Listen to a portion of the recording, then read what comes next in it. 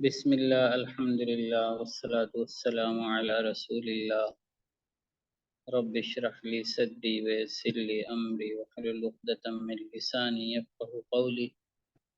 السلام علیکم ورحمۃ اللہ وبرکاتہ۔ آج ہم انشاءاللہ تعالی سیرت کے اس درس میں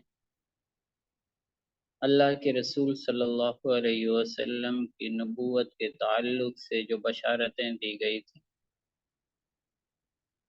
اللہ کے رسول صلی اللہ علیہ وسلم کی آمد سے پہلے تمام انبیاء کرام کے ذریعے سے، حضرت موسیٰ علیہ السلام کے ذریعے سے، حضرت عیسیٰ علیہ السلام کے ذریعے سے کتابوں میں مذکور تھا کہ ایک نبی آنے والے، تو آج اسی کے تعلق سے انشاءاللہ تعالی ہم گفتگو کریں گے۔ اللہ رب العزت نے قرآن پاک یہ سورہ شورى کی آیت نمبر 13 ہے، اللہ تعالیٰ اس میں ارشاد فرماتا ہے شرع لکم من الدین ما وصى به نوح، اس نے تمہارے لیے وہی دین مقرر کیا ہے جس کا تاکیدی حکم اس نے نوح علیہ السلام کو دیا تھا۔ والذی اوحینا الیک، اور جسے ہم نے آپ کی طرف وحی کیا ہے، اے نبی صلی اللہ علیہ وسلم جسے ہم نے آپ کی طرف وحی کیا۔ وما وصینا به ابراہیم وموسیٰ وعیسیٰ ان اقیموا الدین ولا تتفرقوا فیہ کبر علی المشرکین ما تدعوهم الیہ۔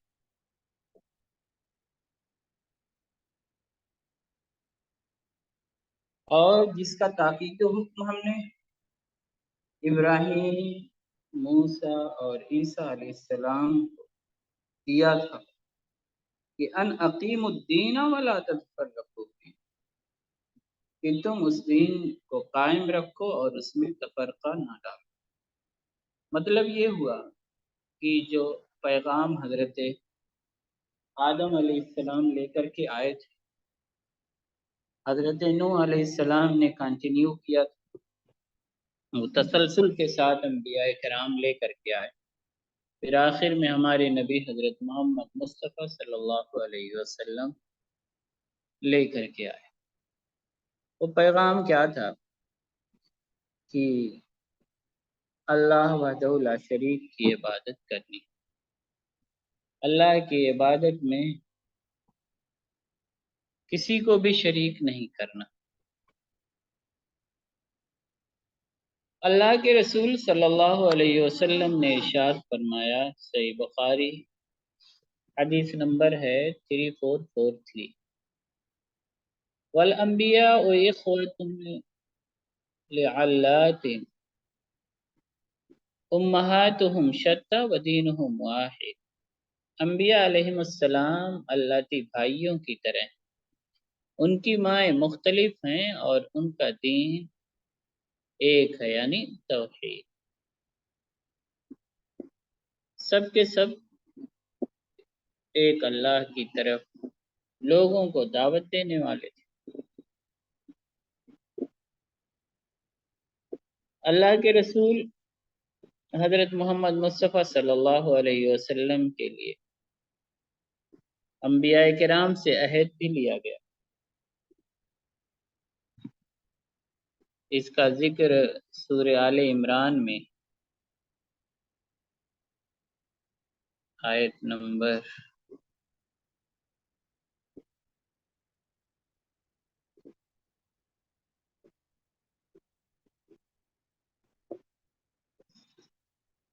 81 میں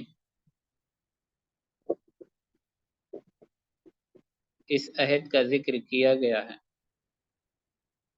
اللہ رب العزت ارشاد فرماتا ہے وَإِذْ أَخَذَ اللَّهُ مِيثَاقَ النَّبِيِّينَ لَمَا آتَيْتُكُم مِّن كِتَابٍ وَحِكْمَةٍ ثُمَّ جَاءَكُمْ رَسُولٌ مُصَدِّقٌ لِّمَا مَعَكُمْ۔ اور یاد کیجئے جب اللہ تعالیٰ نے تمام نبیوں سے یہ عہد لیا تھا۔ کیا عہد لیا تھا؟ کہ لَمَا آتَيْتُكُم مِّن كِتَابٍ وَحِكْمَةٍ، کہ جب میں تمہیں کتاب اور حکمت عطا کروں، ثم جاءکم رسول مصدق لما معہم، پھر تمہارے پاس ایک رسول محمد صلی اللہ علیہ وسلم آئے جو اس کی تصدیق کرتے ہیں جو تمہارے پاس ہے، لما معکم لتؤمنن به، تو تمہیں ان پر ضرور ایمان لانا ہوگا، وَلَتَنْصُرُنَّهُ، اور ان کی مدد کرنی ہوگی۔ اللہ تعالیٰ نے فرمایا اَأَقْرَرْتُمْ، کیا تم اقرار کرتے ہو، تم نے اقرار کیا اس بات کا، وَأَخَذْتُمْ عَلَى ذَلِكُمْ إِصْرِي، اور اس پر میرا عہد قبول کرتے ہو؟ تو انبیاء نے جواب دیا، قالوا اقررنا، انہوں نے کہا کہ ہم نے اقرار کیا۔ اللہ رب العزت نے فرمایا فاشہدوا وانا معکم من الشاہدین، تو تم گواہ ہو جاؤ اور میں بھی تمہارے ساتھ گواہ۔ دیکھیے اس طرح سے خاتم النبیین حضرت محمد مصطفیٰ صلی اللہ علیہ وسلم کی نبوت کے متعلق، کہ نبی ہونے کے سلسلے میں انبیاء کرام سے اس طریقے سے پختہ عہد لیا گیا۔ حضرت علی بن ابی طالب رضی اللہ عنہ اور حضرت عبداللہ ابن عباس رضی اللہ عنہما سے روایت ہے کہ اللہ تعالیٰ نے جس قدر بھی انبیاء کرام علیہم السلام اس دنیا میں بھیجے، ان میں سے ہر ایک سے یہ عہد و پیمان لیا کہ اگر ان کی زندگی میں محمد صلی اللہ علیہ وسلم مبعوث ہوں تو انہیں آپ پر ضرور ایمان لانا ہوگا اور آپ کی مدد کرنی ہوگی، لَتُؤْمِنُنَّ بِهِ وَلَتَنْصُرُنَّهُ۔ اللہ تعالیٰ نے اپنے ہر نبی کو یہ حکم بھی دیا کہ وہ اپنی امت سے بھی یہ عہد و پیمان لیں کہ اگر ان کی زندگی میں محمد صلی اللہ علیہ وسلم مبعوث ہوں تو انہیں آپ پر ایمان لانا اور آپ کی مدد کرنی۔ اللہ کے رسول صلی اللہ علیہ وسلم حضرت ابراہیم علیہ السلام کی دعا ہے۔ حضرت ابراہیم علیہ السلام نے دعا مانگی تھی اللہ کے بارگاہ میں جب وہ خانہ کعبہ کی تعمیر کر رہے تھے۔ وہ دعا کیا تھی، اس کا ذکر کچھ اس طریقے سے ہے آیت نمبر 129 میں، ربنا، اے ہمارے پروردگار، وَبَعَثْ فِيهِمْ رَسُولًا مِّنْهُمْ، اور تو ایک رسول بھیج انہی میں سے، یتلو علیہم آیاتی کا، ان میں، وَبَعَثْ فِيهِمْ رَسُولًا مِّنْهُمْ، ان میں ان لوگوں کے لیے انہی میں سے ایک رسول بھیج، یتلو علیہم آیاتی کا، جو تمہاری آیتیں ان کے سامنے تلاوت کریں، وَيُعَلِّمُهُمُ الْكِتَابَ، اور انہیں کتاب کی تعلیم دیں، والحکمت، اور حکمت کی، وَيُزَكِّيهِمْ، اور ان کا تزکیہ کریں، إِنَّكَ أَنْتَ الْعَزِيزُ الْحَكِيمُ، بے شک تو ہی غالب ہے، خوب حکمت والا۔ حضرت ابراہیم اللہ کے خلیل تھے، ان کی دعائیں مستجاب تھی۔ اللہ کے رسول صلی اللہ علیہ وسلم تشریف لائے، خود اللہ کے رسول صلی اللہ علیہ وسلم نے ارشاد فرمایا، انی عبد اللہ، میں اللہ کا بندہ ہوں۔ میں اس وقت بھی خاتم النبیین تھا جب آدم علیہ السلام کا خمیر ابھی مٹی میں گدھا ہوا تھا۔ میں تمہیں ابتدائی بات بتاتا ہوں، اور وہ بات یہ ہے کہ میں اپنے باپ ابراہیم علیہ السلام کی دعا، حضرت عیسیٰ علیہ السلام کی میرے بارے میں بشارت، اور اپنی ماں کا خواب ہوں جو انہوں نے خواب دیکھا تھا۔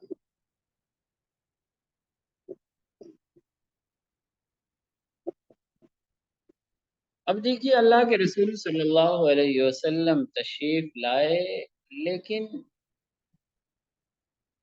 جو اہل کتاب تھے انہوں نے کیا کیا؟ انبیاء کرام کے ذریعے جو خوشخبریاں دی گئی تھیں، اس بات کی خوشخبری دی گئی تھی کہ آئیں گے نبی اور ان پر ایمان لانا ہے، لیکن ان لوگوں نے کیا کیا؟ جھٹلا دیا، انکار کر دیا انہوں نے۔ وہ سب واقف تھے، جان بوجھ کر کے انکار کر رہے تھے۔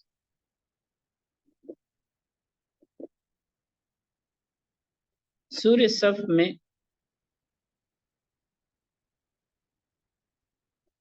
کچھ اس طریقے سے ذکر کیا گیا ہے۔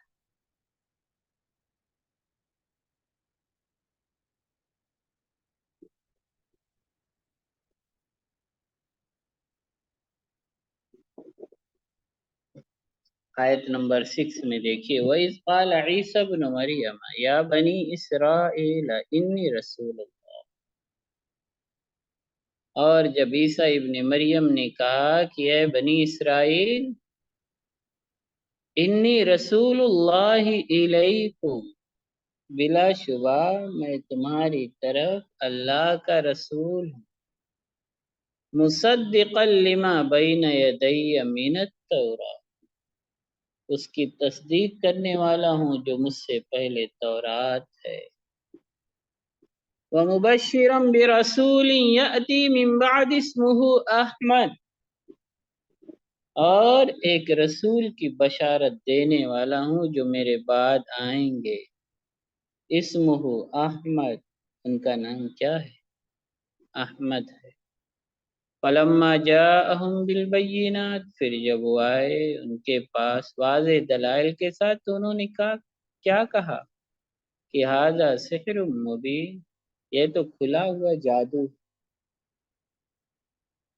یہ ایک اٹل سچائی تھی کہ آئیں گے نبی، تشریف لائیں گے، لیکن کیا کیا اہل کتاب نے؟ ہٹ دھرمی کی وجہ سے، سرکشی اور عناد کی وجہ سے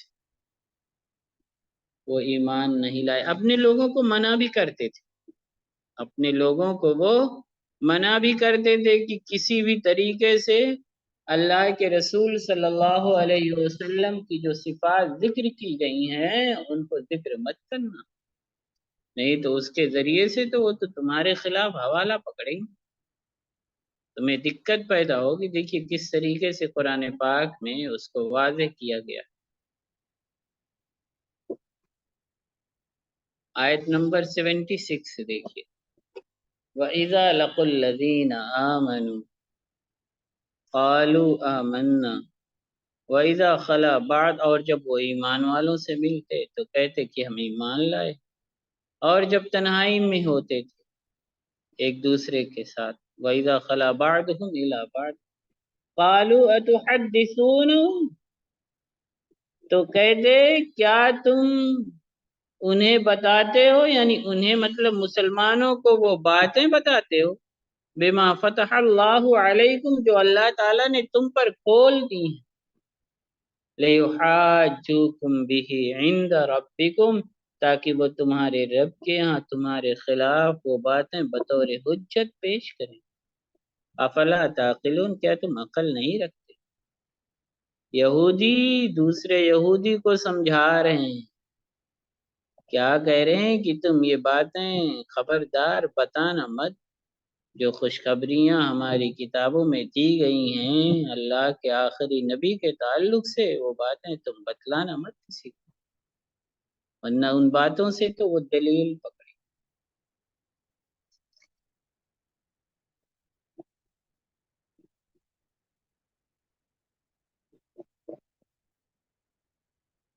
اب یہ تو کچھ صورتحال ہوئی، ابھی جو ذکر کیا جاتا ہے جیسے توریت بھی، انجیل بھی۔ انجیل حضرت عیسیٰ علیہ السلام پر نازل ہوئی۔ حضرت عیسیٰ علیہ السلام اللہ کی طرف سے جو وحی آتی تھی اس کو بتاتے تھے۔ ایک دم سے جب حضرت عیسیٰ علیہ السلام اٹھا لیے گئے آسمان کی طرف، اور ان کے جو قوم کے لوگ تھے وہ مایوس ہو گئے ایک طریقے سے کہ اب آئیں گے نہیں، تو جن کو جو یاد تھا وہ انہوں نے لکھنا شروع کر دیا۔ تو ان میں جن لوگوں نے لکھا اس میں ایک انجیل بہت مشہور ہے، اس کو بولتے ہیں انجیل برنباس۔ جیسے اللہ کے رسول صلی اللہ علیہ وسلم کے ساتھ میں جو رہنے والے لوگ تھے، مسلمان تھے، ان کو کیا کہا جاتا ہے؟ صحابی کہا جاتا ہے۔ ایسے عیسیٰ علیہ السلام کو کے ساتھ جو رہنے والے لوگ تھے ان کو کہا جاتا حواری۔ قرآن میں بھی ذکر آیا حواریوں کا۔ تو انہی حواریوں میں ایک نام تھا یوسف۔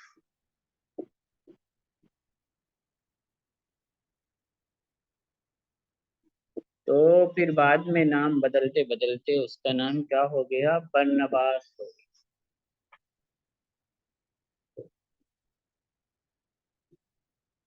اب ایک انجیل برنباس کی طرف بھی منسوب ہے، اس میں اللہ کے رسول صلی اللہ علیہ وسلم کا ذکر کچھ اس طریقے سے ہے۔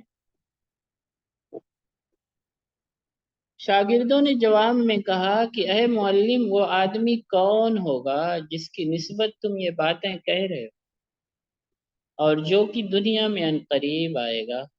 یسوع نے دلی خوشی کے ساتھ جواب دیا، بے شک وہ محمد الرسول اللہ صلی اللہ علیہ وسلم۔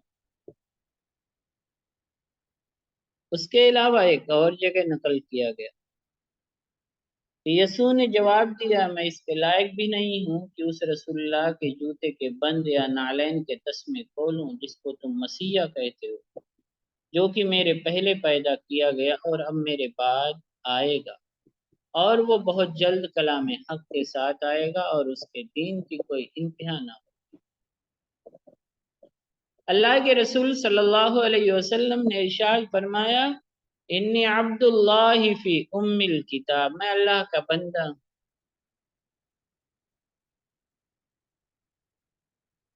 آدم علیہ السلام جب مٹی کے ڈھانچے تھے اسی وقت اللہ تعالیٰ نے لوح محفوظ میں مجھے خاتم النبیین لکھ دیا تھا۔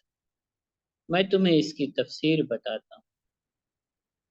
میں اپنے والد ابراہیم علیہ السلام کی دعا، عیسیٰ علیہ السلام کی اپنی قوم کو بشارت اور اپنی ماں کے خواب کی تعبیر۔ میری والدہ نے خواب میں دیکھا کہ ان کے وجود سے ایک نور نکلا ہے جس سے شام کے محلات روشن ہو گئے۔ انبیاء علیہ السلام کی مائیں اسی طرح کے خواب دیکھا کرتی۔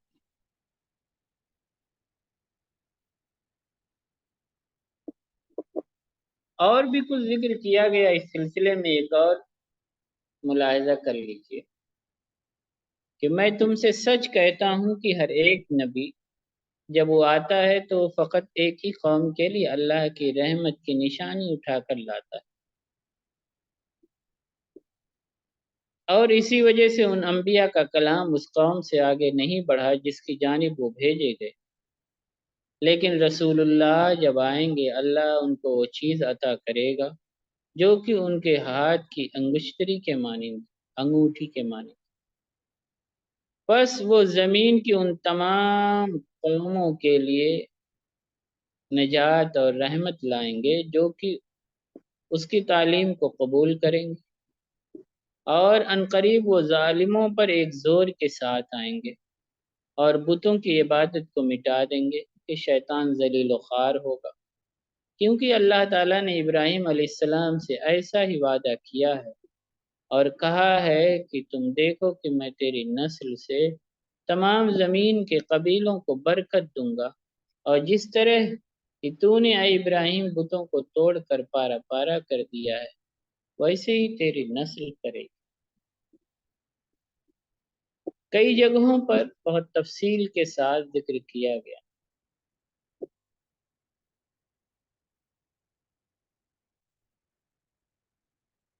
اب ان کے یہاں دیکھیے کتنی غلط فہمی تھی، کچھ کس طریقے سے تحریفات ہیں۔ انہوں نے کیا کہا کہ عیسیٰ علیہ السلام کو سولی پر چڑھا دیا، حالانکہ انہوں نے عیسیٰ علیہ السلام کو سولی پر نہیں چڑھایا۔ اب ظاہر سی بات ہے اس کو تو ڈائریکٹ کنڈم کیا گیا قرآن پاک میں، وَقَوْلِهِمْ إِنَّا قَتَلْنَا الْمَسِيحَ عِيسَى ابْنَ مَرْيَمَ رَسُولَ اللَّهِ وَمَا قَتَلُوهُ وَمَا صَلَبُوهُ وَلَكِنْ شُبِّهَ لَهُمْ۔ سورہ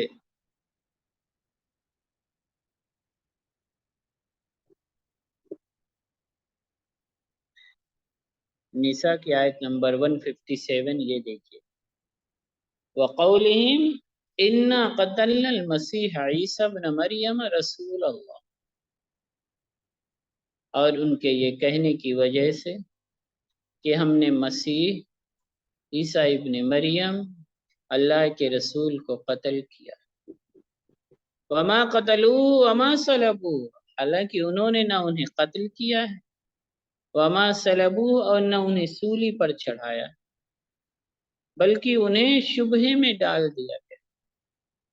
وَإِنَّ الَّذِينَ اخْتَلَفُوا فِيهِ لَفِي شَكٍّ مِّنْهُ، اور بے شک جنہوں نے عیسیٰ علیہ السلام کے بارے میں اختلاف کیا وہ ضرور ان کے متعلق شک میں ہیں، مَا لَهُم بِهِ مِنْ علم، ان کے پاس کوئی علم نہیں، إِلَّا اتِّبَاعَ الظَّنِّ، سوائے گمان کی پیروی کی، وَمَا قَتَلُوهُ یقینا، اور انہوں نے یقیناً انہیں قتل نہیں کیا ہے، بل رفعہ اللہ الیہ، بلکہ اللہ تعالی نے انہیں اپنی طرف اٹھا لیا، وَكَانَ اللَّهُ عَزِيزًا حَكِيمًا، اور اللہ تعالی بہت زبردست ہے، بڑی حکمت والا۔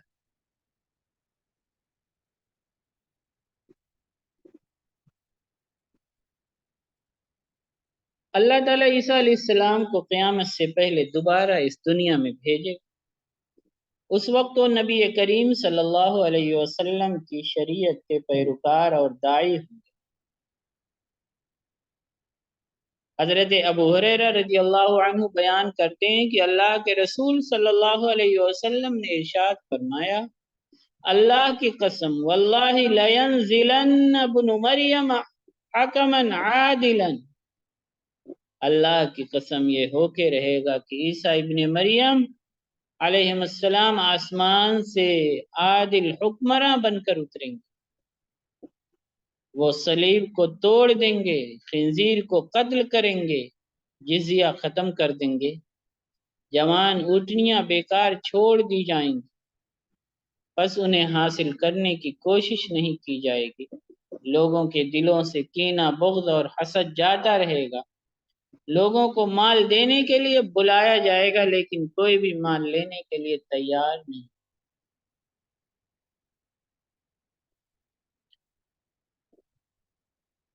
برنباس کی انجیل میں ذکر کیا گیا ہے کہ خداوند خدا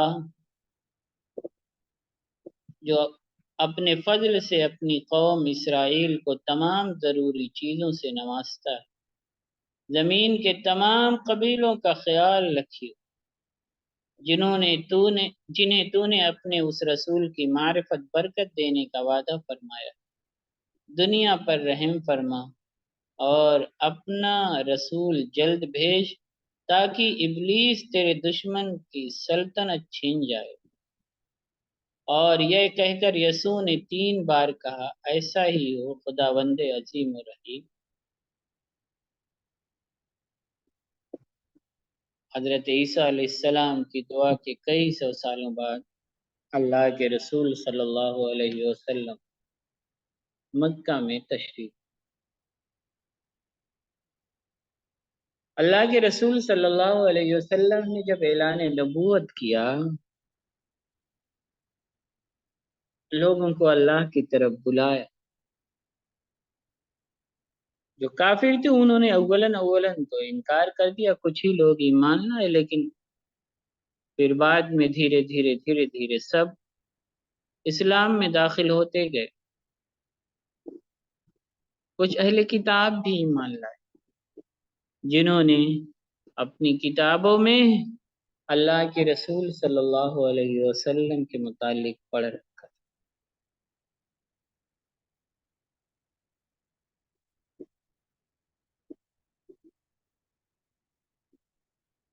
اللہ رب العزت ارشاد فرماتا سورہ اعراف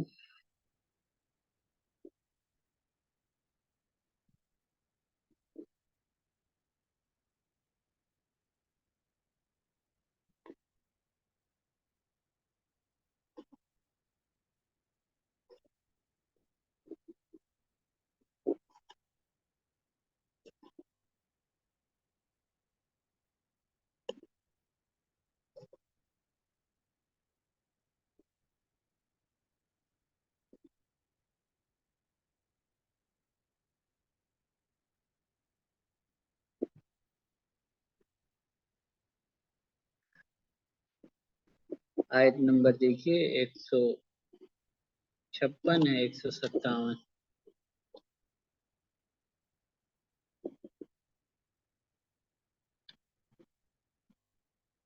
وَاكْتُبْ لَنَا فِي هَذِهِ الدُّنْيَا حَسَنَةً وَفِي الْآخِرَةِ إِنَّا هُدْنَا إِلَيْكَ قَالَ عَذَابِي أُصِيبُ بِهِ مَنْ أَشَاءُ وَرَحْمَتِي وَسِعَتْ كُلَّ شَيْءٍ فَسَأَكْتُبُهَا لِلَّذِينَ يَتَّقُونَ وَيُؤْتُونَ الزَّكَاةَ وَالَّذِينَ هُمْ بِآيَاتِنَا يُؤْمِنُونَ۔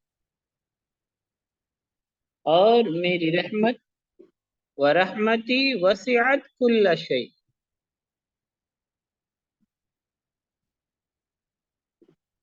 وَرَحْمَتِي وَسِعَتْ كُلَّ شَيْءٍ، اور میری رحمت ہر چیز کا احاطہ کیے ہوئے۔ فَسَأَكْتُبُهَا لِلَّذِينَ يَتَّقُونَ، چنانچہ میں جلد ہی ان لوگوں کے لیے لکھ دوں گا۔ کن لوگوں کے لیے؟ الذین یتقون، جو پرہیزگاری اختیار کرتے ہیں، ویؤتون الزکاۃ، اور زکوٰۃ کی ادائیگی کرتے ہیں، والذین هم بآیاتنا یؤمنون، اور ہماری آیتوں پر ایمان رکھتے ہیں۔ الذین یتبعون الرسول النبی الامی الذی یجدونہ مکتوبا عندهم فی التوراۃ والانجیل۔ الذین یتبعون، جو پیروی کرتے ہیں، کس کی پیروی کرتے ہیں؟ رسول کی۔ النبی الامی الذی، جو نبی امی ہے، الذی یجدونہ، مکتوباً، کی جس کو وہ پاتے ہیں، مکتوباً، جن کے بارے میں لکھا ہوا۔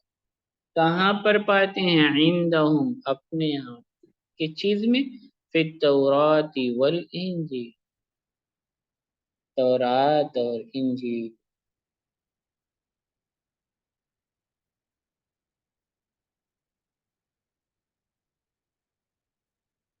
سیدنا عمر رضی اللہ عنہ سے روایت ہے کہ انہوں نے عبداللہ بن سلام رضی اللہ عنہ سے پوچھا، وہ بھی اہل کتاب میں سے تھے، اسلام لائے، ان سے پوچھا کہ کیا آپ حضرت محمد صلی اللہ علیہ وسلم کو اس طرح پہچانتے ہیں جس طرح اپنے بیٹے کو؟ قرآن کی ایک آیت نازل ہوئی، سورہ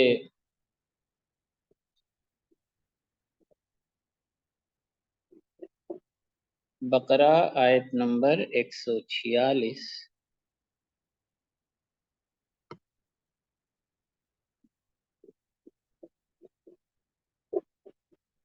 الذین آتیناہم الکتاب یعرفونہ کما یعرفون ابناءہم، جن لوگوں کو ہم نے کتاب دی ہے وہ اس رسول کو ایسے پہچانتے ہیں، کما یعرفون ابناءہم، جیسے وہ اپنے بیٹوں کو پہچانتے، جیسے کہ وہ اپنے بیٹوں کو پہچانتے۔ تو سیدنا عمر رضی اللہ عنہ نے حضرت عبداللہ بن سلام رضی اللہ عنہ سے پوچھا کہ کیا آپ حضرت محمد صلی اللہ علیہ وسلم کو اس طرح پہچانتے ہیں جس طرح اپنے بیٹے کو؟ انہوں نے کہا بلکہ اس سے بھی زیادہ۔ آسمان سے ایک امین جبریل، زمین کے ایک امین حضرت عیسیٰ علیہ السلام پر نازل ہوئے، اور انہوں نے اللہ کے رسول صلی اللہ علیہ وسلم کی شان بتلائی، جس کی وجہ سے میں نے آپ کو پہچان لیا، حالانکہ آپ کی والدہ کے بارے میں مجھے کوئی علم نہیں۔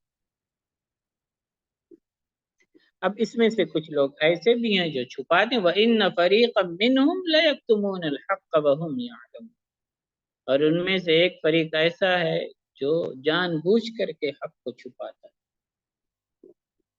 عبداللہ بن سلام رضی اللہ عنہ بیان کرتے ہیں کہ جب اللہ تعالیٰ نے زید بن سعنہ کو ہدایت دینے کا ارادہ کیا تو انہوں نے اپنے دل میں کہا کہ میں نے نبی اکرم صلی اللہ علیہ وسلم کی نبوت کی ساری نشانیاں اسی وقت پہچان لی تھیں جب میں نے آپ کا چہرہ مبارک دیکھا تھا، مگر دو نشانیاں ایسی ہیں کہ جن کی پہچان کا موقع ابھی تک نہیں ملا۔ پہلی یہ کہ کیا آپ کی جو بردباری ہے، آپ کا حلم جو ہے آپ کے غضب سے بڑھا ہوا ہے۔ دوم یہ کہ کیا دوسروں کا انتہائی جاہلانہ رویہ آپ کے حلم اور بردباری میں مزید اضافے کا باعث بنتا ہے، یعنی اگر کوئی آپ کے ساتھ برا رویہ اختیار کرے تو کیا آپ کے صبر میں، آپ کی بردباری میں اور اضافہ ہو جاتا ہے؟ تو زید بن سعنہ رضی اللہ عنہ نے بتایا کہ میں محمد صلی اللہ علیہ وسلم سے بڑی نرمی سے پیش آتا تھا تاکہ میں آپ سے میل جول رکھ کر آپ کے حلم اور غصے کی جانچ پرکھ کر لوں۔ ایک دن اللہ کے رسول صلی اللہ علیہ وسلم گھر سے نکلے، آپ کے ساتھ علی رضی اللہ عنہ بھی تھے۔ ایک بدو نما آدمی اپنی سواری پر آپ کے پاس آیا اور کہنے لگا، اے اللہ کے رسول صلی اللہ علیہ وسلم، بنو فلاں کی بستی کے لوگ دائرہ اسلام میں داخل ہو گئے ہیں۔ میں نے انہیں بتایا تھا کہ اگر تم اسلام قبول کر لو تو اللہ تعالیٰ تمہیں وافر رزق عطا فرمائے۔ اب وہ قحط، سختی اور خشک سالی کی زد میں، اللہ کے رسول مجھے ڈر ہے کہ کہیں وہ لالچ کرتے ہوئے اسلام سے اس طرح نکل جائیں جس طرح وہ لالچ کے مارے اس میں داخل ہوئے تھے۔ اگر آپ مناسب سمجھیں تو ان کی امداد کی خاطر ان لوگوں کو کوئی چیز بھیج۔ اللہ کے رسول صلی اللہ علیہ وسلم نے سوالیہ نظروں سے ایک شخص کی طرف دیکھا، یعنی حضرت علی رضی اللہ تعالیٰ عنہ کی طرف، تو انہوں نے کہا کہ اے اللہ کے رسول صلی اللہ علیہ وسلم، اس مال میں سے کچھ باقی نہیں بچا۔ زید بن سعنہ کہتے ہیں کہ میں تو موقع کی طاق میں بیٹھا تھا، میں کھسک کر اللہ کے رسول صلی اللہ علیہ وسلم کے قریب ہو اور کہا کہ اے محمد صلی اللہ علیہ وسلم، کیا آپ میرے ہاتھ اتنی مدت کے لیے بنو فلاں کے باغ میں سے معلوم مقدار میں کھجوریں فروخت کرنا چاہتے ہیں؟ اللہ کے رسول صلی اللہ علیہ وسلم نے فرمایا، اے یہودی، نہیں، البتہ میں تیرے ہاتھ اتنی مدت تک کے لیے معلوم ہے کھجوریں بیچوں گا اور بنو فلاں کے باغ کا نام نہیں لوں گا۔ میں نے کہا ٹھیک ہے، آپ نے میرے ساتھ سودا طے کر لیا۔ میں نے اپنی تھیلی کھولی اور طے شدہ مدت تک کے لیے معلومہ کھجوروں کے بدلے میں سونے کے 80 مثقال دیے۔ نبی اکرم صلی اللہ علیہ وسلم نے وہ مثقال اس شخص کو دے دیا اور فرمایا، یہ رقم جلدی سے انہیں پہنچا دو اور اس کے ذریعے سے ان کی مدد کرو۔ زید بن سونا کہتے ہیں کہ ابھی معینہ مدت کے ختم ہونے میں 2-3 دن کی مہلت باقی تھی۔ اس وقت رسول اکرم صلی اللہ علیہ وسلم کسی انصاری کے جنازے میں تشریف لے گئے۔ آپ کے ساتھ ابو بکر، عمر، عثمان اور دیگر صحابہ کرام رضی اللہ عنہم بھی تھے۔ آپ نے نماز جنازہ ادا کر اور ایک دیوار کے سہارے بیٹھنے کے لیے اس کے قریب ہوئے تو میں نے ایک دم سے آپ کا گریبان پکڑ لیا، غصے سے آپ کی طرف دیکھا اور کہا، اے محمد صلی اللہ علیہ وسلم، کیا آپ میرا حق ادا نہیں کریں گے؟ اللہ کی قسم اے بنو عبد المطلب، مجھے تو تم لوگ ٹال مٹول کرنے والے معلوم ہوتے ہو، مجھے تمہارے لین دین کا پہلے ہی علم تھا۔ اس موقع پر عمر بن خطاب رضی اللہ عنہ نے شدید غصے سے مجھے گھورا اور کہا، اے اللہ کے دشمن، تم رسول اللہ صلی اللہ علیہ وسلم سے یہ کیا بات کہہ رہے ہو جو میں سن رہا ہوں، اور ان سے یہ کیا برتاؤ کر رہے ہو جو میں دیکھ رہا ہوں؟ اس ذات کی قسم جس نے آپ کو حق کے ساتھ مبعوث کیا ہے، اگر مجھے اپنے وار کے خطا ہو جانے کا اندیشہ نہ ہوتا تو میں اپنی تلوار سے تمہارا سر قلم کر دیتا۔ اس وقت اللہ کے رسول صلی اللہ علیہ وسلم انتہائی اطمینان اور سکون سے تشریف فرما تھے اور عمر رضی اللہ عنہ کی طرف مسکرا کر دیکھ رہے تھے۔ آپ نے فرمایا، اے عمر، میں اور یہ شخص دونوں تمہاری طرف سے اس سے مختلف رد عمل کے مستحق تھے، یعنی تم مجھے حسن ادا کی تلقین کرتے اور اسے طریقہ طلب کا بہترین انداز اختیار کرنے کا حکم دیتے۔ اے عمر، جاؤ اسے اس کا حق ادا کرو اور اپنی طرف سے اسے ڈرانے دھمکانے کی تلافی کے طور پر 20 سال زیادہ ادا کرو۔ زید بن سونا رضی اللہ عنہ کہتے ہیں کہ عمر رضی اللہ تعالیٰ عنہ مجھے اپنے ساتھ لے گئے، میرا حق ادا کر دیا۔ اس کے علاوہ انہوں نے مجھے 20 سا اضافی کھجوریں بھی دی۔ میں نے پوچھا، یہ اضافہ کس لیے؟ وہ کہنے لگے، اس لیے کہ رسول اللہ صلی اللہ علیہ وسلم نے مجھے حکم دیا تھا کہ میں نے جو تمہیں ڈرایا دھمکایا ہے اس کے بدلے میں تمہیں 20 سا اضافی کھجوریں بھی دے دوں۔ میں نے پوچھا، اے عمر، کیا تم مجھے پہچانتے ہو؟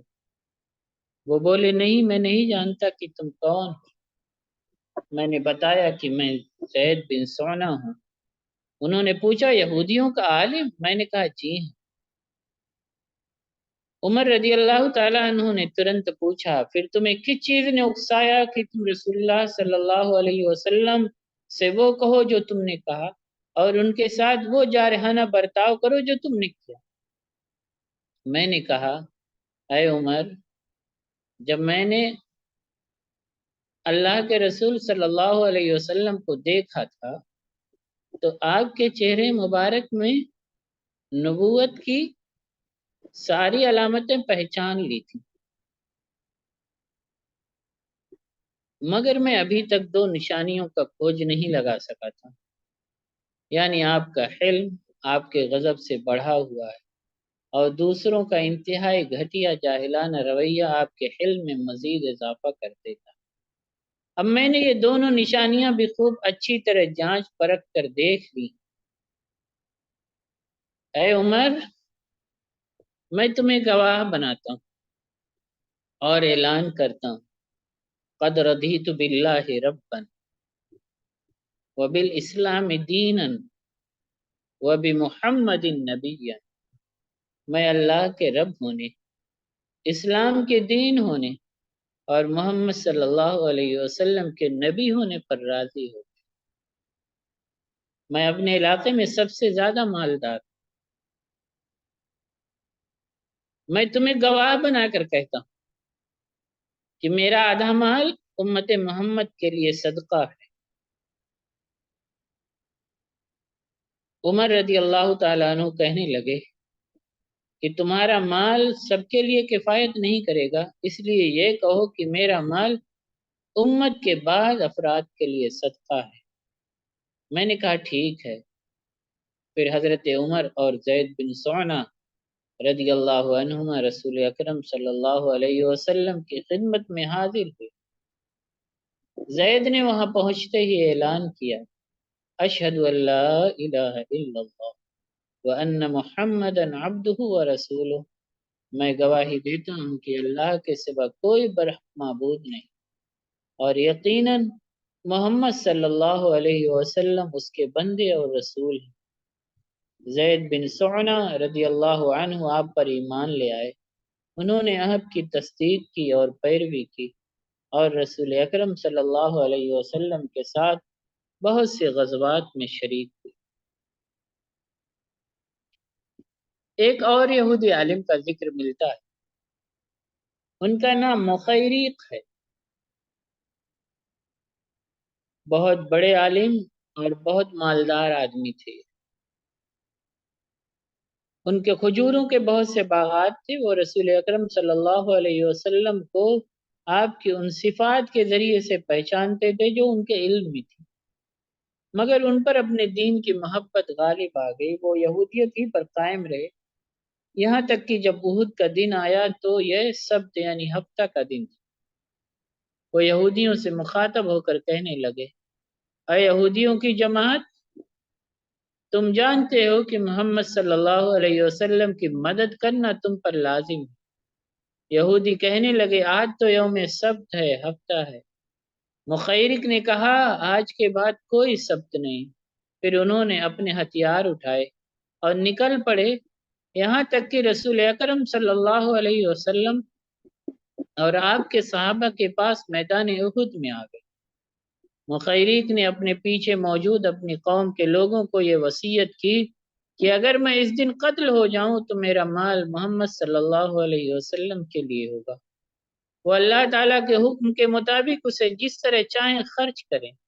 لڑائی شروع ہوئی تو مخیریق نے بھی لڑائی میں بھرپور شرکت کی، بالآخر قتل ہو گئے۔ اللہ کے رسول صلی اللہ علیہ وسلم فرمایا کرتے تھے، مخیریق خیر یہودی، مخیریق یہودیوں میں سب سے بہترین آدمی تھے۔ پھر آپ نے ان کی آرزو کے مطابق ان کا مال اپنی نگرانی میں لے لیا۔ مدینہ میں اللہ کے رسول صلی اللہ علیہ وسلم کے عام صدقات و خیرات اسی مال سے ادا ہوتے تھے۔ ام المومنین صفیہ رضی اللہ عنہ کا تعلق یہودیوں کے نام اور قبیلے بنو نذیر سے تھا۔ وہ قبیلے کے سردار حیہ کی صاحبزادی تھی، حیہ بن اخطب۔ آپ بیان کرتی ہیں کہ میں اپنے والد کی بڑی لاڈلی اور چچا ابو یاسر کی بڑی چہیتی تھی۔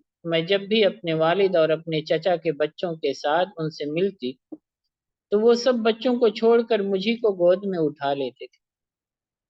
جب رسول اکرم صلی اللہ علیہ وسلم مدینہ تشریف لائے اور قباء میں بنو عمرو بن عوف کے یہاں ٹھہرے تو میرے والد حیہ ابن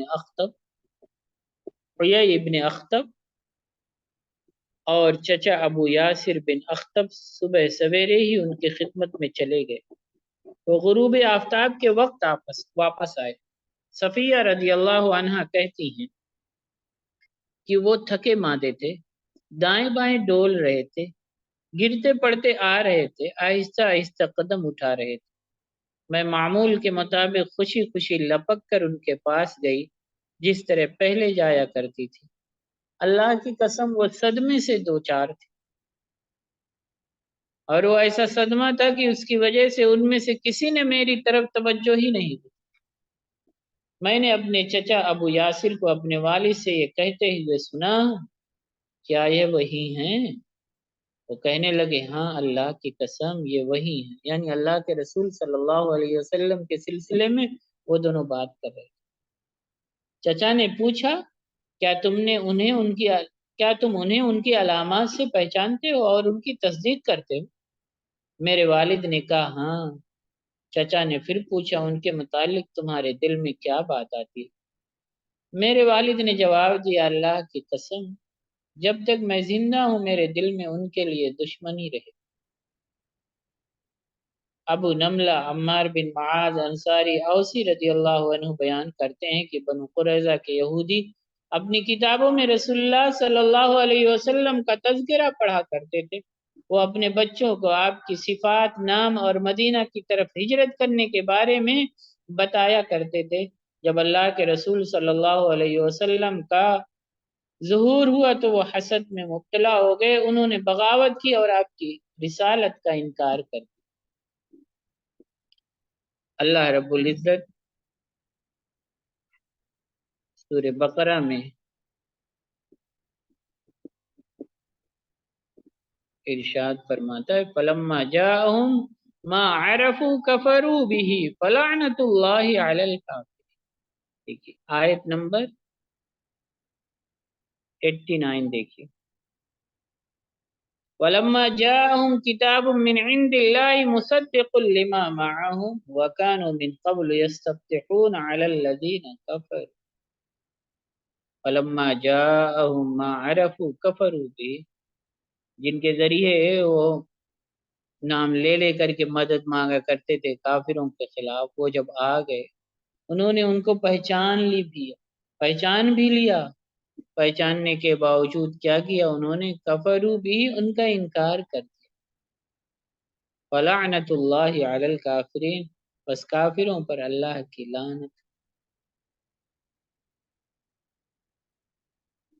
تو اس طریقے سے اللہ کے رسول صلی اللہ علیہ وسلم کا تذکرہ کیا گیا تھا۔ یہودیوں میں سے کچھ لوگ ایمان بھی لائے اور کچھ نہیں لا سکے، جن کے دلوں میں گانٹھ پڑی ہوئی تھی، جاننے بوجھنے کے باوجود انہوں نے اللہ کے رسول صلی اللہ علیہ وسلم کی دعوت پر لبیک۔ سیدنا ابو ہریرہ رضی اللہ عنہ بیان کرتے ہیں کہ ایک مرتبہ اللہ کے رسول صلی اللہ علیہ وسلم مدینہ میں یہودیوں کے جہاں پر بیت المدراس، مطلب جہاں پر وہ عبادت کرتے تھے، سیناگوگ بولتے ہیں اس کو، آپ نے فرمایا تم اپنے سب سے بڑے عالم کو میرے پاس لاؤ۔ وہ کہنے لگے ہمارے سب سے بڑے عالم عبداللہ بن سوریہ۔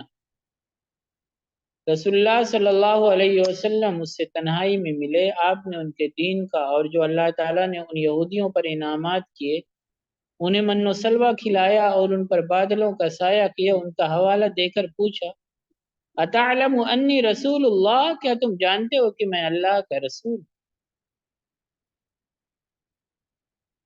وہ کہنے لگے جی ہاں اللہ گواہ ہے، اور اس میں ہرگز کوئی شک نہیں کہ جو میں پہچانتا ہوں اسے باقی یہودی بھی پہچانتے۔ بلا شبہ تورات میں آپ کی صفات اور علامات بہت واضح طور پر موجود ہیں، لیکن انہوں نے آپ سے حسد کیا ہے، اسی لیے یہ لوگ آپ کو رسول تسلیم نہیں کر رہے۔ نبی اکرم صلی اللہ علیہ وسلم نے پوچھا پھر تمہارے لیے قبول حق میں کیا رکاوٹ ہے؟ فما یمنعک انت، کون سی چیز تمہیں روک رہی؟ وہ کہنے لگے میں اپنی قوم کی مخالفت سے ڈرتا ہوں، ہو سکتا ہے کہ یہ لوگ آپ کی پیروی کرتے ہوئے مسلمان ہو جائیں، پھر میں بھی مسلمان ہو جاؤں گا۔ اب عبداللہ بن سوریہ اسلام لائے یا نہیں لائے اس کے بارے میں روایتیں مختلف۔ بہت ہی عظیم صحابی حضرت عبداللہ بن سلام رضی اللہ تعالیٰ، یہ اہل کتاب میں سے تھے، پھر اسلام لائے تھے۔ حضرت انس رضی اللہ عنہ بیان کرتے ہیں کہ سیدنا عبداللہ بن سلام رضی اللہ عنہ کو رسول اکرم صلی اللہ علیہ وسلم کے مدینہ تشریف لانے کی خبر ملی تو وہ آپ کی خدمت میں حاضر ہوئے اور کہا میں آپ سے 3 چیزوں کے بارے میں پوچھوں گا کیونکہ انہیں نبی کے سوا اور کوئی نہیں جانتا۔ پہلا سوال، قیامت کی سب سے پہلی علامت کیا ہے؟ دوسرا سوال، وہ کون سا کھانا ہے جو جنتیوں کو سب سے پہلے پیش کیا جائے؟ تیسرا سوال، کس چیز کی وجہ سے بچہ اپنے باپ کے مشابہ ہوتا ہے اور کس چیز کی وجہ سے وہ اپنے ماموں کے مشابہ ہوتا ہے؟ رسول اکرم صلی اللہ علیہ وسلم نے فرمایا خبرنی بہن آنفا جبریل، مجھے جبریل نے ان کے بارے میں ابھی ابھی خبر دی۔ یہ ارشاد مبارک سن کر عبداللہ بن سلام کہنے لگے فرشتوں میں سے جبریل تو یہودیوں کے دشمن۔ رسول اکرم صلی اللہ علیہ وسلم نے گفتگو جاری رکھی اور فرمایا اما اول اشراط الساعہ، اب پوری حدیث ہے تو قیامت کی سب سے پہلی علامت ایک آگ کی صورت میں ظاہر ہو جو لوگوں کو مشرق سے مغرب کی طرف اکٹھا کرے۔ سب سے پہلا کھانا جو اہل جنت کی ضیافت کے لیے پیش کیا جائے گا وہ مچھلی کی کلیجی سے لگا اضافی ٹکڑا ہو۔ جہاں تک بچے کی مشابہت کا تعلق ہے، جب مرد عورت سے صحبت کرتا ہے اس وقت مرد کا پانی عورت سے سبقت لے جائے تو مرد کے ساتھ بچے کی مشابہت ہوتی ہے، اور جب عورت کا پانی سبقت لے جائے تو بچے کی مشابہت عورت کے ساتھ ہوتی ہے۔ یہ سن کر عبداللہ بن سلام رضی اللہ عنہ فوراً بول اٹھے، میں گواہی دیتا ہوں کہ آپ اللہ کے رسول ہیں۔ پھر انہوں نے عرض کیا، اے اللہ کے رسول صلی اللہ علیہ وسلم، یہودی انتہائی بہتان طراز قوم ہے، اگر آپ کے پوچھنے سے پہلے ہی انہیں میرے بارے میں یہ پتہ چل گیا کہ میں نے اسلام قبول کر لیا ہے تو وہ آپ کے سامنے ہی مجھ پر طرح طرح کی تہمتیں لگانا شروع کر دیں گے۔ چنانچہ کچھ یہودی آئے تو حضرت عبداللہ بن سلام رضی اللہ عنہ ان کی نظروں سے بچنے کے لیے گھر میں داخل ہو کر چھپ گئے۔ رسول اکرم صلی اللہ علیہ وسلم نے ان لوگوں سے دریافت فرمایا، ایو رجل فیکم عبداللہ بن سلام، تم لوگوں میں عبداللہ بن سلام کیسے ہیں؟ یہودی کہنے لگے، وہ ہم میں سب سے بڑے عالم ہیں اور سب سے بڑے عالم کے بیٹے ہیں، وہ ہم میں سب سے بہتر ہیں اور سب سے بہتر کے صاحبزادے ہیں۔ اللہ کے رسول صلی اللہ علیہ وسلم نے پوچھا، مجھے بتاؤ اگر عبداللہ بن سلام مسلمان ہو جائیں؟ وہ کہنے لگے، اللہ تعالیٰ انہیں اس سے محفوظ رکھے۔ اتنے میں عبداللہ بن سلام رضی اللہ عنہ باہر تشریف لائے اور کہا، میں گواہی دیتا ہوں کہ اللہ کے سوا کوئی معبود برحق نہیں، اور میں گواہی دیتا ہوں کہ محمد صلی اللہ علیہ وسلم اللہ کے رسول ہیں۔ یہ سن کر وہ سب ان کے بارے میں کہنے لگے کہ یہ ہم میں سے بدترین آدمی ہے اور سب سے بدتر شخص کا بیٹا ہے۔ پھر وہ ان کی برائی کرنے لگے۔ یہ یہودیوں کی دیکھیے اس طریقے کی عادت۔ حضرت عبداللہ بن عباس رضی اللہ عنہما بیان کرتے ہیں کہ ابو سفیان بن حرب رضی اللہ عنہ نے انہیں بتایا کہ وہ قریش کے ایک تجارتی قافلے کے ساتھ شام گئے ہوئے تھے۔ یہ وہ مدت تھی جس میں رسول اکرم صلی اللہ علیہ وسلم نے ابو سفیان اور کفار قریش سے وقتی عہد کیا ہوا تھا۔ اس وقت یعنی حضرت سفیان ابو سفیان اس وقت اسلام نہیں لائے تھے۔ ہرقل نے انہیں ان کے ساتھیوں سمیت اپنے دربار میں طلب کیا۔ یہ لوگ بیت المقدس میں اس کے پاس حاضر ہوئے۔ اس وقت اس کے آس پاس روم کے رؤسا بیٹھے ہوئے تھے۔ بس اس نے انہیں اور اپنے ترجمان کو بلایا، پھر پوچھا، جس شخص نے نبی ہونے کا دعویٰ کیا ہے اس کا سب سے قریبی رشتہ دار کون ہے؟ ابو سفیان نے کہا، میں اس کا سب سے قریب النسب۔ ہرقل نے کہا، اسے اور اس کے ساتھیوں کو میرے قریب کرو، پھر اس شخص کے ساتھیوں کو اس کے پیچھے بٹھا دو۔ اس کے بعد ہرقل نے اپنے ترجمان سے کہا، ابو سفیان کے ساتھیوں سے کہو کہ میں ابو سفیان سے اس نبی صلی اللہ علیہ وسلم کے بارے میں سوالات کروں گا، اگر یہ غلط بیانی کرے تو تم لوگ اسے جھٹلا دینا۔ ابو سفیان رضی اللہ عنہ کہتے ہیں، اللہ کی قسم اگر جھوٹ بولنے سے بدنامی کا خوف نہ ہوتا تو میں ہرقل سے آپ کے بارے یعنی اللہ کے رسول صلی اللہ علیہ وسلم کے بارے میں یقیناً جھوٹ بولتا۔ ابو سفیان کہتے ہیں کہ اس کے بعد ہرقل نے مجھ سے پہلا سوال یہ کیا کہ تم لوگوں میں اس کا نسب کیسا ہے؟ میں نے کہا، وہ ہم میں سب سے اعلیٰ نسب والے ہیں۔ پھر ہرقل نے پوچھا، کیا کبھی دعوی نبوت کی بات اس سے پہلے بھی تم میں سے کسی نے کہی ہے؟ میں نے کہا، نہیں۔ اس نے پوچھا، اچھا بتاؤ کیا اس کے بزرگوں میں کوئی بادشاہ گزرا ہے؟ میں نے کہا، نہیں۔ اس نے پوچھا، اچھا یہ بتاؤ کہ کیا بڑے بڑے امیر لوگوں نے اس کے پیروی کی ہے یا کمزور لوگوں نے؟ میں نے کہا، کمزور لوگوں نے۔ پھر اس نے پوچھا کہ اس کے پیروکار بڑھ رہے ہیں یا گھٹ رہے ہیں؟ میں نے کہا ان کی تعداد میں اضافہ ہو رہا ہے۔ پھر اس نے پوچھا کیا یہ دین قبول کرنے کے بعد کوئی شخص اس دین سے منحرف ہو کر مرتد بھی ہوا ہے؟ میں نے کہا نہیں۔ پھر اس نے پوچھا کیا اس کے دعوی نبوت سے پہلے تم نے کبھی اس پر جھوٹ کی تہمت بھی لگائی؟ میں نے کہا نہیں۔ پھر اس نے پوچھا کیا وہ کبھی بدعہدی کرتا ہے؟ میں نے کہا نہیں، البتہ ہم لوگ اس وقت اس کے ساتھ صلح کی ایک مدت گزار رہے ہیں، معلوم نہیں اس دوران وہ کیا کرے گا۔ اس وقت صلح حدیبیہ والی مدت چل رہی۔ ابو سفیان کہتے ہیں کہ اس فقرے کے سوا مجھے اپنے جوابات میں اپنی طرف سے کوئی بات جڑ دینے کا موقع ہی نہیں ملا۔ پھر ہرقل نے پوچھا کیا تم لوگوں نے کبھی اس سے جنگ لڑی ہے؟ میں نے کہا جی ہاں۔ اس نے پوچھا تمہاری اور اس کی جنگ کیسی رہی؟ میں نے کہا جنگ ہم دونوں فریقوں کے درمیان برابر کی چوٹ ہے، کبھی وہ ہمیں زخم پہنچاتے ہیں، کبھی ہم انہیں نقصان سے دوچار کرتے ہیں۔ پھر اس نے دریافت کیا وہ تمہیں کن باتوں کا حکم دیتا ہے؟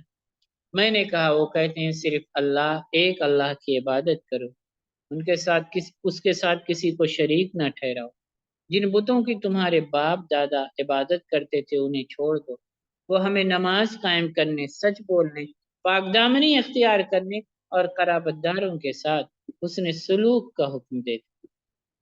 اس کے بعد ہرقل نے اپنے ترجمان سے کہا ان لوگوں کو بتا دو میں نے تم سے اس شخص یعنی نبی صلی اللہ علیہ وسلم کے نسب کے متعلق پوچھا تو تم نے بتایا کہ وہ تم میں اعلیٰ نسب والے۔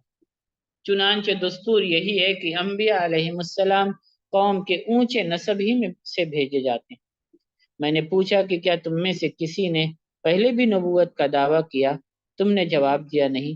اگر یہ بات اس سے پہلے کسی اور نے کہی ہوتی تو میں سمجھتا کہ یہ شخص ایک ایسی بات کی نقالی کر رہا ہے جو اس سے پہلے بھی کہی جا چکی۔ میں نے پوچھا کیا اس کے آباء و اجداد میں سے کوئی بادشاہ گزرا ہے؟ تم نے کہا نہیں۔ اگر اس کے آباء و اجداد میں سے کوئی بادشاہ گزرا ہوتا تو میں کہتا کہ وہ اپنی آبائی بادشاہت حاصل کرنا چاہتا۔ پھر میں نے تم سے پوچھا کیا تم نے اس کے دعوی نبوت سے پہلے کبھی اس پر جھوٹ بولنے کا الزام بھی لگایا ہے؟ تم نے اعتراف کیا کہ نہیں۔ بس میں خوب جانتا ہوں کہ جو لوگوں کے بارے میں جھوٹ نہیں بولتا بھلا وہ اللہ تعالیٰ کے بارے میں کیسے جھوٹ بولے گا؟ پھر میں نے پوچھا کہ قوم کے بڑے بڑے لوگ اس کی پیروی کر رہے ہیں یا کمزور لوگ؟ تو تم نے بتایا کمزور لوگ اس کی پیروی کرتے ہیں۔ حقیقت بھی یہی ہے کہ اسی قسم کے لوگ انبیاء علیہ السلام کے پیروکار ہوتے ہیں۔ میں نے پوچھا کہ وہ بڑھ رہے ہیں یا گھٹ رہے ہیں؟